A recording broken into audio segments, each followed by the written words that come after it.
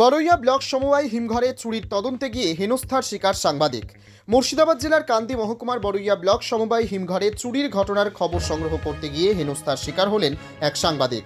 ঘটনাকে কেন্দ্র করে বিভিন্ন মহলে নিন্দার ঝড় উঠেছে। স্থানীয় সূত্রে জানা গেছে, মঙ্গলবার সারাদিন ধরে চাষিরা এবং গাড়ি চালকেরা লাইনে দাঁড়িয়ে আলু বোঝাই ট্রাক্টর নিয়ে প্রচণ্ড ভোগান্তির সম্মুখীন হন। সন্ধ্যার দিকে হিমঘরের ভেতরে দাঁড়িয়ে থাকা এক ট্রাক্টরের যন্ত্রাংশ চুরির ঘটনা ঘটে।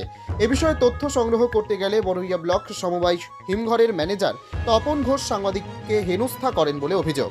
ঘটনার পর সাংবাদিক মহল থেকে প্রতিবাদ জানানো হয়েছে এবং প্রশাসনের হস্তক্ষেপ দাবি করা হয়েছে। এই ঘটনার যথাযথ তদন্ত এবং দোষীদের বিরুদ্ধে ব্যবস্থা গ্রহণের দাবি তুলেছেন স্থানীয় সাংবাদিক ও সাধারণ মানুষ। Bureau report, জজবাত 24 Bangla. আমার নাম নাই। আপনি আমার ক্যামেরায় হাত দিলেন কেন? হ্যাঁ, আমার ক্যামেরায় হাত দিলেন কেন? এখানে আসবে না, আমাকে আমার জানিয়ে আসতে হবে। আপনার জানিয়ে আসতে হবে যে কোনো সংবাদ হোক যে হবে। হ্যাঁ, আপনার এখানে চুরি হচ্ছে, আপনার এখানে চুরি হচ্ছে, ট্রাক্টর থেকে মালপত্র নিয়ে যাচ্ছে। আমার গাড়ি থেকে একটা হাতুড়ি আর একটা হুইল, দুটো জিনিস আমার গাড়ি থেকে চুরি হয়ে গেছে। আমার কাছের জিনিস দুটোই তো হারিয়ে গেছে। এখন যদি আমার গাড়িটা যদি পাংচার হয়ে আমি চাকাটা কি করে খুলবো? আমি তো হুইলের মাধ্যমে চাকাটা খুলি। কতদিন ধরে এইখানে আলু নিয়ে এসেছিলেন দিয়ে এরকম ভাবে দাঁড়িয়ে আছে? আমি গতকালকে 3:30টার সময় নিয়ে এসেছি, গাড়ি এখনো পর্যন্ত দাঁড়িয়ে আছে। কি চাইছেন এখন? এখন চাইছি আমার গাড়িটা খালি হয়ে আমি চলে যাবো বাড়ি, আর আমার মাল কটা ফেরত পেলে আমার ভালো হয়। কি নাম আপনার? আমার নাম মিরাজুল শেখ। বাড়ি কোথায়? শাহগ্রাম।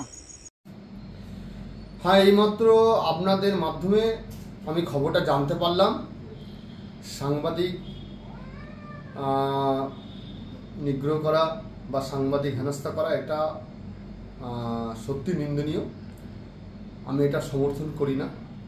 তবে আমাদের মনে হয় পুলিশ প্রশাসন সক্রিয়, ওনারা উপযুক্ত তদন্ত করিয়া দোষী ব্যক্তিদেরকে অবশ্যই সাজা দেবেন, আমি এটা মনে করি। তবে আমি এই বিষয়টা খোঁজখবর আমি রাখছি।